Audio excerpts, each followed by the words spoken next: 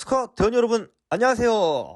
기능장은 스쿼트 기능 및 대원의 흥미와 적성을 고려하여 실천할 과정을 정해놓고 대원들이 그 과정을 이수하여 일정한 수준에 도달이 되었다고 인정이 될 때 주는 기장입니다. 기능장 취득을 통하여 대원은 다양한 기능을 키울 뿐만 아니라 다양한 활동에 흥미를 가지고 참여할 수 있습니다. 기능장에는 진급을 위해 반드시 필요한 15종의 필수 기능장과 개인의 흥미와 적성에 따라 자유롭게 선택할 수 있는 80가지의 일반 기능장이 있습니다. 기능장은 초급 스쿼트가 된 다음부터 취득할 수 있습니다. 따라서 다음 단계로 진급하기 위해선 단계별로 필수 기능장과 일반 기능장을 취득해야 합니다. 그럼 이번 시간에는 2급 스쿼트로 진급에 필요한 하이킹장에 대해서 알아봅시다. 스카우팅의 모험과 재미는 바깥 세상으로 나갔을 때 시작됩니다. 따라서 우리 활동의 많은 부분이 야외나 실제 자연환경 속에서 이루어지죠. 그런 활동 중 하이킹은 즐겁게 걷는다는 뜻으로 하루 혹은 장시간을 걸어서 여행하는 것을 의미합니다. 이를 통해 개척 정신과 강한 정신력을 기르고 신체를 단련함으로써 어려움을 참고 이겨낼 줄 아는 의지력을 기를 수 있습니다. 하이킹장을 취득하기 위해서는 당일 하이킹을 위해 필요한 복장과 장비의 목록을 작성하여 제출한다.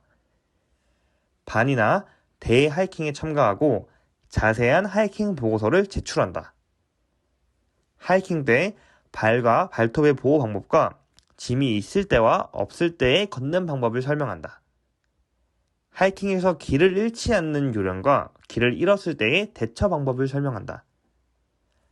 대장이 인정하는 하이킹에 3회 이상 참가한 실적이 있어야 한다.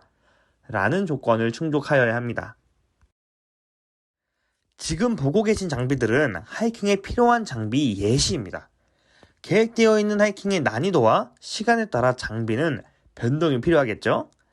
짧은 하이킹 코스의 장비는 적게, 긴 하이킹 코스는 보다 다양한 장비들이 필요합니다. 또한 개인 장비와 대장비를 구분하여 장비표를 만들어 준비하면 좋습니다. 예상하지 못했던 폭우나 더위, 일몰에 대비해서 우비, 바람막이, 헤드랜턴 등과 같은 적절한 장비를 챙기는 것도 중요합니다. 따라서 여름에 하이킹을 할 경우 통풍이 잘 되고 잘 마르는 옷을 입는 것이 중요합니다. 면으로 된 옷은 편해도 일단 젖으면 잘 마르지 않으므로 기능성 속옷을 준비하는 것이 좋습니다. 추운 겨울에 활동하는 경우에는 보온에도 특히 신경을 써야 합니다. 자, 하이킹에 필요한 복장과 장비를 확인했다면 우리 대원들은 반회의를 통하여 하이킹에 대한 계획을 세워봅시다.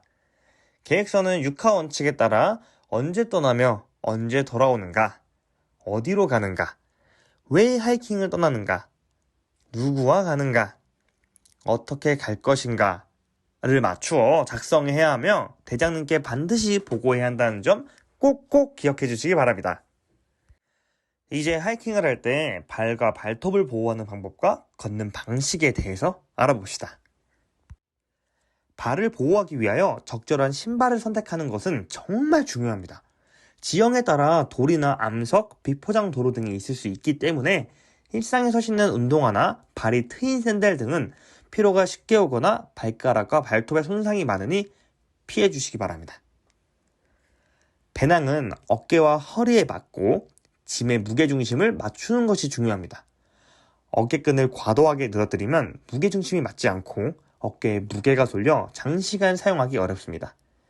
배낭은 가벼운 것은 아래에, 무거운 것은 위에 놓고 무게가 좌우 대칭이 되도록 꾸려야 합니다. 보고 계신 사진은 스틱이라는 장비입니다. 지팡이처럼 생겼는데 장시간 보행을 할 때 스틱을 사용한다면 몸에 쏠리는 무게를 나눌 수 있기 때문에 매우 도움이 됩니다. 하이킹은 장시간의 활동을 필요로 하기에 무리하기보다는 무게나 걸음걸이를 천천히 본인의 페이스에 맞추어 이동을 하는 것이 중요합니다. 다시 한번 편안한 하이킹 활동을 위한 보행법을 정리하자면 적은 힘을 들이면서 편안하게 걷는 것, 처음 몸이 적응할 때까지는 천천히 일정한 속도로 걷는 것, 오르막길에서는 보폭을 좁히고 지그재그로 걷는 것, 내리막길에서는 시선을 멀리 두고 걷는 것. 평균 1시간에 4km 정도의 속도를 걷는 것을 꼭 명심하세요. 이 5가지는 꼭꼭 명심해 주시기 부탁합니다. 하이킹 코스를 준비 없이 이동하다 보면 간혹 길을 잃을 수 있습니다. 그럼 하이킹 중 길을 잃지 않는 방법에 대해 알아봅시다. 길을 잃지 않기 위해 가장 중요한 것은 무엇일까요? 바로 사전에 목적지의 지형에 대해 충분하게 숙지하는 것과 지도나 약도를 준비하여 코스에 따른 체력을 안배하는 것입니다. 또한 하이킹 활동의 소요 시간을 미리 예상하여 발생 가능한 비상사태나 위험에 대비해야 합니다. 먼저 네이버나 다음의 지도를 활용하여 하이킹 코스를 미리 확인합니다. 그리고 지도를 확인하며 거리에 따라 소요되는 시간을 예상하고 지도를 출력하여 하이킹 참가자들에게 모두 공유하는 것이 중요합니다.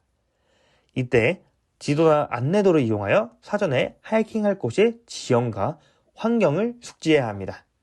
하지만 이러한 준비를 하였음에도 간혹 하이킹 중 막다른 곳에 이르거나 현재 내가 있는 곳이 어디인지 지도에서 확인이 어려운 경우도 있습니다. 따라서 인적이 드문 곳에서 길을 잃으면 이정표를 찾거나 핸드폰의 GPS 등을 이용하여 위치를 파악하고 목적지로 이동해야 합니다. 이때 가장 중요한 것은 놀라지 말고 당황하지 않는 것입니다. 이동 중 만약을 대비해서 현재 위치의 주변에 대피처나 피난처를 찾거나 기록을 해두는 것도 하나의 방법이 될 수 있습니다. 참고로 국내 대부분의 장소에는 사진과 같이 전봇대의 위치 표시나 119 산악위치 표지판, 산악 표지판, 이정표와 같은 현재의 위치를 확인할 수 있는 정보가 있으니 주변 시설물을 주의 깊게 확인하여 2차 사고에 대비하는 것도 스카우트로서 알아주면 좋은 팁입니다. 지금까지 알아본 내용을 바탕으로 안전하게 하이킹을 끝내면 하이킹 결과 보고를 해야 합니다. 집회를 통하여 하이킹의 목적은 달성하였는가, 프로그램은 잘 진행되었는가, 준비는 완벽하였는가, 역할은 잘 수행하였는가, 하이킹 후의 느낌은 어떠한가. 이러한 내용이 포함된 보고서와 하이킹 성과를 분석한 보고서를 첨부하여 대장에게 제출해야 합니다. 자, 대원 여러분, 지금까지 하이킹 전과 취득 방법에 대해 알아보았습니다. 어떤가요? 많이 어려웠나요? 아니면 생각보다 쉬웠나요? 이번 하이킹 전 과정을 통해서 우리 대원들이 건강한 신체와 정신을 함양할 뿐만 아니라 주변 자연환경에 대한 관심 또한 가질 수 있기를 희망합니다. 자, 모든 준비가 된 대원들, 떠나라! 하이킹을 위해! 우리 대원들의 안전하고 즐거운 하이킹을 위해 스카우트 대원 여러분, 으여차!